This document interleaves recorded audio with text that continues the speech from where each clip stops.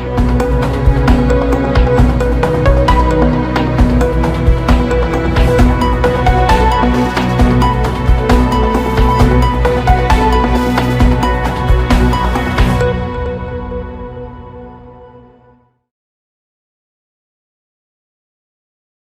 के अंदर पुलिस और एजेंसी लाजवाब काम कर रही हैं। अगर किसी का स्लिप ऑफ टंग हुआ तो तुरंत उसको एयरपोर्ट पे डिटेन कर लिया जाता है। तो क्या हुआ कि अगर जुनैद और नासिर के जो गुनाहगार हैं वो खुले घूम रहे हैं, अभी तक पुलिस नहीं पकड़ पाई है। नमस्कार, मैं मोंटू राजा, एंटी करप्शन इंडिया से स्वागत है आपका। आज जो देश के अंदर माहौल है वो बहुत ही लाजवाब चल रहा है कि कांग्रेस का अधिवेशन था 3 दिन का, 85th जो है अधिवेशन है, जिसके लिए रायपुर छत्तीसगढ़ तमाम कांग्रेस के लीडर जा रहे थे, जहां पे एयरपोर्ट पे ये कहा गया पवन खेड़ा के बैग जो है वो एक्सचेंज हो गया है। जब पवन खेड़ा से पूछा गया कि भाई ये जो बैग एक्सचेंज की बात है, इनके पास तो बैग ही नहीं है, तो कहा गया कि इनको दूसरे प्लेन में भेजा जाएगा, कोई सीआरपीएफ के एडिशनल कमिश्नर हैं वो मुलाकात करेंगे।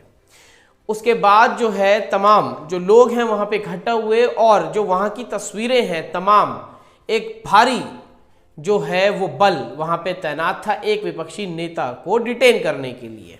तो क्या हुआ अगर देश का करोड़ों अरबों रुपए लेके मेहुल चौकसी और नीरव मोदी भाग जाते हैं? वहां पे इस तरह की मुस्तैदी सरकार की नहीं दिखेगी, लेकिन विपक्ष जो है क्योंकि वो आक्रामक हो रहा है, इसलिए ये मुस्तैदी वहां दिखनी लाजमी है। कांग्रेस के अधिवेशन में तो तमाम चीज़ें होने वाली थीं, उसको एक तरह से रोड़ा अटकाने के लिए कहा यह जा रहा है कि हुआ है। इसी के ऊपर जो सुप्रिया है कांग्रेस लीडर, उन्होंने कहा है कि मोदी जी के साथ इतनी तमाम स्लिप ऑफ टंग हुई हैं, उन्होंने बेटी पटाओ तक कह दिया और नेहरू सरनेम को लेके उन्होंने तमाम चीज़ें कहीं और कई 50 लाख की गर्लफ्रेंड और इस टाइप की चीज़ें वो कह चुके हैं, लेकिन आज तक पुलिस ने और कानून ने उनके ऊपर कार्रवाई नहीं करी है। लेकिन अगर हमारे एक सीनियर लीडर से इस तरह की स्लिप ऑफ टंग हो जाती है, उसके बाद वो करेक्ट भी कर लेते हैं, उसके बावजूद उन पर इस तरह की कार्रवाई करी जा रही है। क्या माहौल है वहाँ का वो आप देखिए। ये तमाम जो आप देख रहे हैं ये एयरपोर्ट का माहौल था, तमाम भारी जो बल है वहाँ पे मौजूद था। और सुप्रिया कहती हैं कि जब ये अधिवेशन था उससे पहले ईडी की वहाँ पे रायपुर में रेड भी सरकार जो है बीजेपी पे साफ तौर पे निशाना साधते हुए उन्होंने कहा है कि जो सरकार है वो वहाँ पे रेड भी करा चुकी है। तो तमाम जो सुप्रिया कह रही हैं पहले आप वो सुन लीजिए उन्होंने क्या कहा। आप देख रहे हैं कि कैसे इस बस में पवन खेड़ा जी को और रणदीप सिंह सुरजेवाला जी उनके साथ जा रहे हैं। इन लोगों को असम की पुलिस लेकर जा रही है। ये वही असम की पुलिस है जब निहत्थों पर वार होता है तो चुप रहती है। मैं पूछना चाहती हूँ इन्होंने कौन सा ऐसा जुर्म किया है कि इनको यहाँ पर डिटेन किया जा रहा है और असम की पुलिस हरकत में आ रही है? ये तानाशाही नहीं तो और क्या है? ये बात करते हैं अभिव्यक्ति की आजादी की, ये आपकी अभिव्यक्ति की आजादी की असलियत है। और अगर आपको एक्शन लेना ही है अब शब्दों पर, तो खूनी पंजा पर, कांग्रेस की विधवा पर, जर्सी गाय पर, 50 करोड़ की गर्लफ्रेंड पर, रेनकोट पहनकर नहाते हैं हमारे प्रधानमंत्री को कहने पर पहले नरेंद्र मोदी जी को गिरफ्तार करिए और फिर किसी के खिलाफ एक्शन लीजिएगा। निजी आक्षेप आप लगाते हैं, नेहरू का सरनेम क्यों नहीं यूज करते जैसी ओछी बात भारतीय संस्कृति के खिलाफ आप बोलते हैं और हमारे नेताओं को यहाँ से अरेस्ट करके ले जा रहे हैं। एक स्लिप ऑफ टंग हुआ, उन्होंने अपने आप को करेक्ट किया। आपने तो पूरे होशो हवास में इतनी भद्दी और गंदी बातें कही हैं कि आप मुंह छिपाने लायक नहीं है। ऐसे की सुप्रिया कह रही हैं कि ये जो है लोकतंत्र नहीं है, कितनी आपको आज़ादी है आज़ाद देश के अंदर, इस तरह की तमाम बातें वो कह रही हैं। और उनका साफ तौर पे कहना है कि ये देश के प्रधानमंत्री जो हैं मोदी जी, उन्होंने तमाम इस तरह के बयान दिए हैं जो आपत्तिजनक है, लेकिन उन पे आज तक कोई कार्रवाई नहीं हुई है। तमाम जो देश के लुटेरे थे वो लूट के पैसा बाहर ले गए, तब उन्हें एयरपोर्ट पे नहीं दर दबोचा गया, क्योंकि ये एक राजनीतिक मुद्दा है। और पवन खेड़ा जो है वो अमूमन जो घेर रहे हैं मौजूदा सरकार को, उसका परिणाम उनको आज शायद भुगतना पड़ रहा है। लेकिन इसके बाद और वो क्या कहती हैं वो भी सुनिए।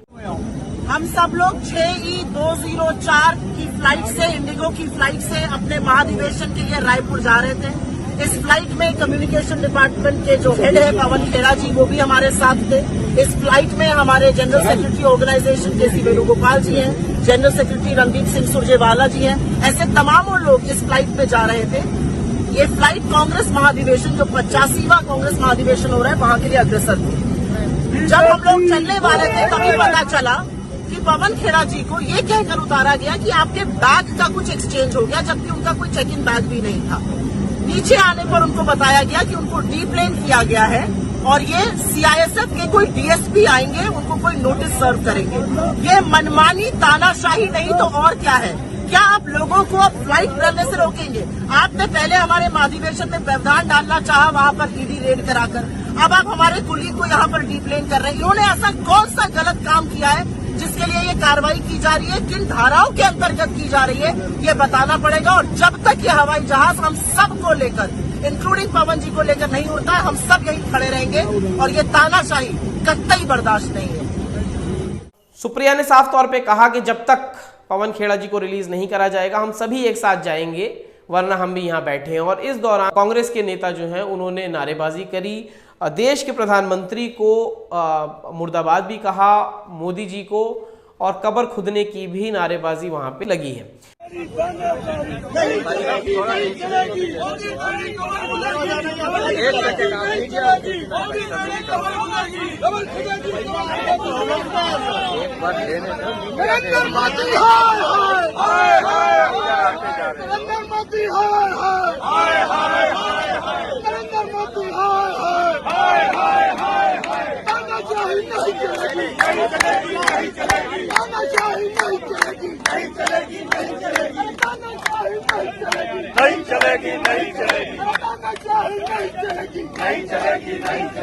मोदी जब करता है पुलिस को आगे करता है, मोदी जब करता है पुलिस को आगे करता है, मोदी जब करता है पुलिस को आगे करता है।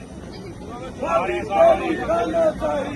चलेगी, नहीं चलेगी मोदी तेरी तानाशाही। इसके लिए कई लोगों को बुरा भी लगा है, क्योंकि उनका कहना है कि देश के प्रधानमंत्री की एक गरिमा होती है, इस तरह के नारेबाजी या फिर इस तरह की भाषा का प्रयोग नहीं करना चाहिए। इसी के साथ जो है इसके पक्ष में सोनू निगम का एक ट्वीट भी आया है, जिसमें ट्वीट में सोनू निगम ये कहते हैं कि जब मनमोहन सिंह थे उनको देहाती औरत कहा गया था, उस समय बीजेपी की सरकार नहीं थी, लेकिन बीजेपी के जो लोग हैं उसका विरोध प्रदर्शन बीजेपी के लोगों ने किया था, ऐसा सोनू निगम का कहना है। वहीं सोनू निगम ये कह रहे हैं कि 2024 में कांग्रेस की कब्र खुदेगी, मोदी जी की नहीं। बुरा लगा है, उन्होंने कहा है। तमाम कई लोग ऐसे हैं जो ये कह रहे हैं कि प्रधानमंत्री को इस तरह नहीं कहना चाहिए। बहरहाल ये जो तमाम घटना घटित हुई, उसके बाद सुप्रीम कोर्ट ने जो है, सुप्रीम कोर्ट के जो चीफ जस्टिस हैं चंद्रचूड़, उन्होंने पवन खेड़ा को अंतरिम जमानत दी, जिसके बाद पवन खेड़ा को रिलीज किया गया है। अब इस तमाम चीजों के बाद तमाम लोग ट्विटर हैंडल पे अलग अलग टिप्पणियां कर रहे हैं। जो रिटायर्ड आईएएस हैं सूर्य प्रताप सिंह, वो एक फोटो को साझा करते हैं और वो कहते हैं कि ये जो है किसी आतंकवादी को पकड़ने के लिए नहीं खड़ी है सेना, जो तमाम लश्कर आप देख रहे हैं, ये एक विपक्ष के नेता के लिए खड़ी है। चुटकी लेते हुए वो लिखते हैं, अमृतकाल कहकर आपातकाल में कुदादिस। रन में एक मूवी थी जिसमें एक ये कॉमेडी डायलॉग था। आज की सिचुएशन पे जो ये चित्र उन्होंने एक फोटो साझा करी है ट्विटर पे, ये वो लिख रहे हैं। वहीं अगर बात की जाए पत्रकार दीपक शर्मा की, तो उन्होंने चीफ जस्टिस चंद्रचूड़ का फोटो साझा करते हुए ये कहा है कि इस जज के अंदर रीढ़ है। कहीं ना कहीं जो चीफ जस्टिस हैं सुप्रीम कोर्ट के चंद्रचूड़, इस तरह के डिसीजंस और इस तरह के खंडन कई नीतियों का वो करते चले आ रहे हैं, जिससे लोगों का विश्वास जो है वो न्यायालय पे बरकरार और पक्का होता नजर आ रहा है। तो ये जो घटना हुई है पवन खेड़ा के साथ कि स्लिप ऑफ टंग हुआ, उसके बाद असम की पुलिस एयरपोर्ट पे ही उनको पकड़ने या फिर डिटेन करने आ गई।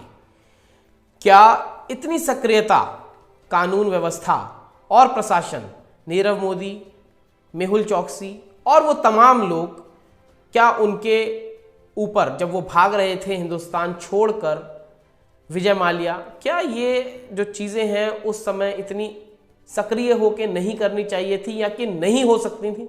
आज अडानी के ऊपर कई लोग सवाल उठा रहे हैं, क्या ईडी को अडानी से सवाल नहीं पूछने चाहिए? जो घोटाले अडानी ने करे हैं उसको लेके तमाम हिंडनबर्ग की रिपोर्ट आई।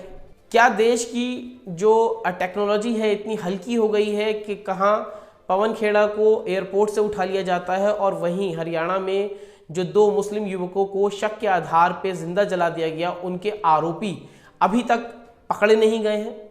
तो इस तमाम चर्चा पे आप क्या सोचते हैं? ये जो प्रतिक्रिया करी जा रही है, क्या कांग्रेस से डर है? इमरान प्रतापगढ़ी अपने ट्वीट में लिख चुके हैं कि ये बहुत ज्यादा डरी हुई है कांग्रेस से मौजूदा सरकार, इसलिए इस तरह की हरकतें कर रही है। इस पूरी घटना पे और इस पूरी खबर पे आप अपने विचार क्या रखते हैं, क्या आप सोचते हैं? अपनी राय कमेंट द्वारा हमसे साझा करें। अगली अपडेट के साथ आपके सामने फिर प्रस्तुत होंगे। नमस्कार। सब्सक्राइब करें हमारे YouTube चैनल को और बने रहें हमारे साथ।